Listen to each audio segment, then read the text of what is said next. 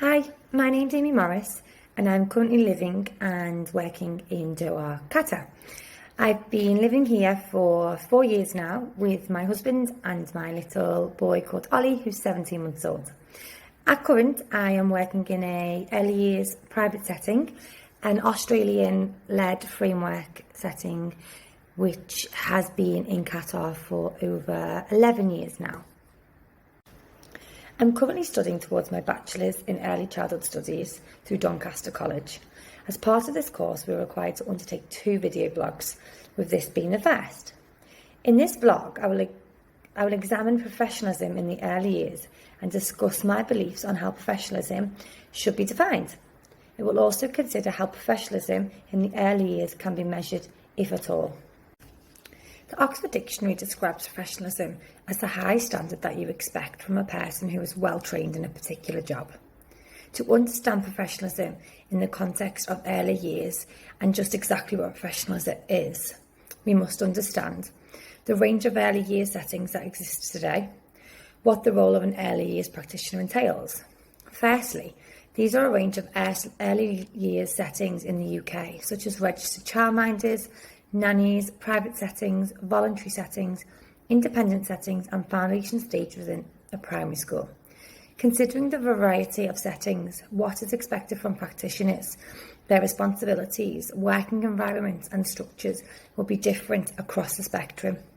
Therefore, defining exactly what professionalism is in a sector that is quite diverse is a challenge in itself and may be seen as a barrier to this question. However, for the purpose of this blog, I will attempt to provide a holistic viewpoint whilst drawing on my own sector experience to support my own opinion. So what is the role of an early years practitioner? Working as a practitioner in an early years setting is not just as easy as finger painting, building towers and singing songs, despite the perceptions many people have and the reputation and image that is sometimes portrayed of the early years sector. The job role of an early years practitioner is quite complex, and our responsibilities include the need to understand children as individuals, as well as ensuring all the needs of the children are met. We have to safeguard, educate, challenge and care for the children. To scaffold the children's learning, it is important to begin at the basis with ensuring that they can collect their own belongings, feed themselves, use the toilet and follow basic hygiene routines. It takes a dedicated practitioner with passion, compassion, love, care and consideration, amongst other attributes, to be a positive role model for the children within these settings. However, it's important to understand that a practitioner's role isn't limited to dealing with just children. Practitioners need to deal with parents, carers, peers and interfacing agencies.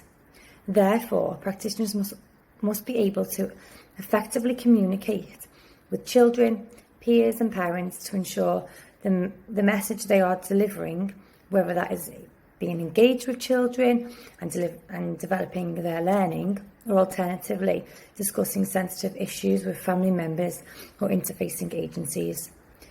To summarise, in order to deliver high quality experiences to enhance a child's learning and life chances, practitioners must have a variety of skills, training and education, considering the wide range of responsibilities that is associated with the job role.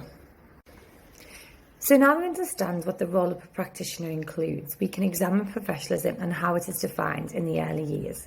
Professionalism has been described in various ways, with Oberhumer noting that professionalism is associated to people demonstrate an ability to gain extra qualifications and have significant impact, such as it changes the working conditions and standards of that profession.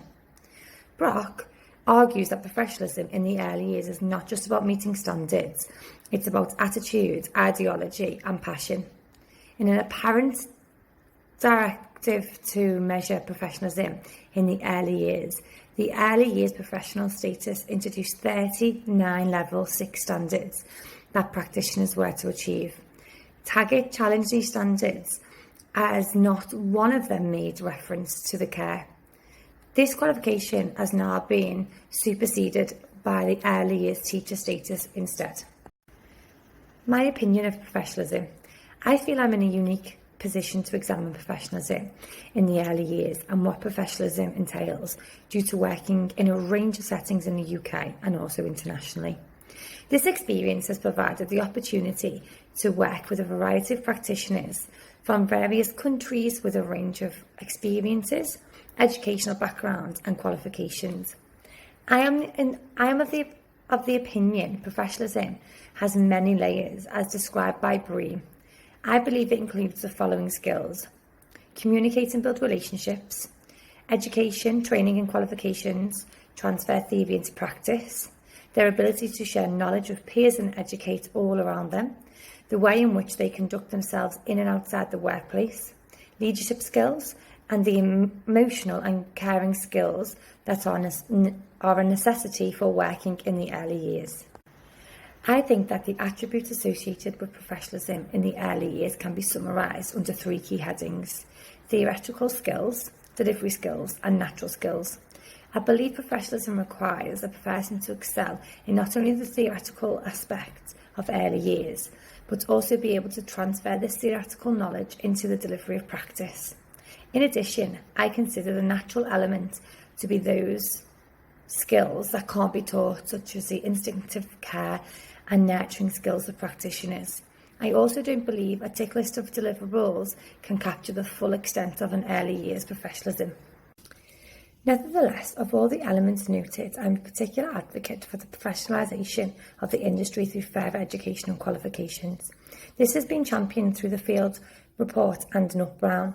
This has also been recognised through government policy, which has seen the HLTA qualification introduced in 2004, which I myself completed in 2011.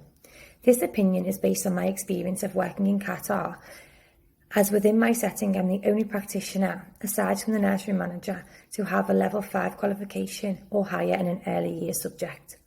Working alongside peers who have had little training and education with regard to theoretical aspects of childcare can be at times very challenging.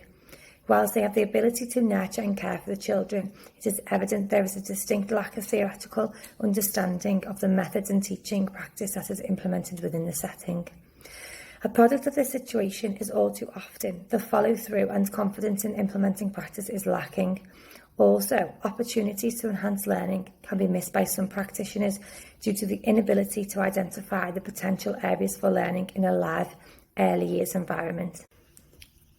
In conclusion, the Nutt Brown report suggests that enhanced professionalism can be achieved through the drive for progressing practitioners to level 3 and beyond.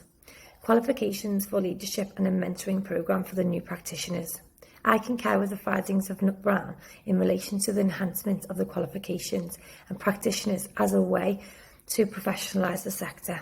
However, I also believe that it's key to have effective leaders directing the practitioners to ensure that the theory that practitioners have obtained through their qualifications are being used in the right way and as intended. However, I believe that the early years sector is unique in the sense that there is a key part to the role that I don't believe can be taught, and that is a natural element such as caring, protective, nurturing side of the job, which I sincerely believe is a true foundation to a great early years practitioner. I believe this cannot be measured and is an instinctive skill. Therefore, I understand and agree with the drive for qualifications to enhance and professionalise the sector. However, the unique nature of the sector means that qualifications alone will not guarantee professionalism in the early years due to a wide-ranging requirement of the role.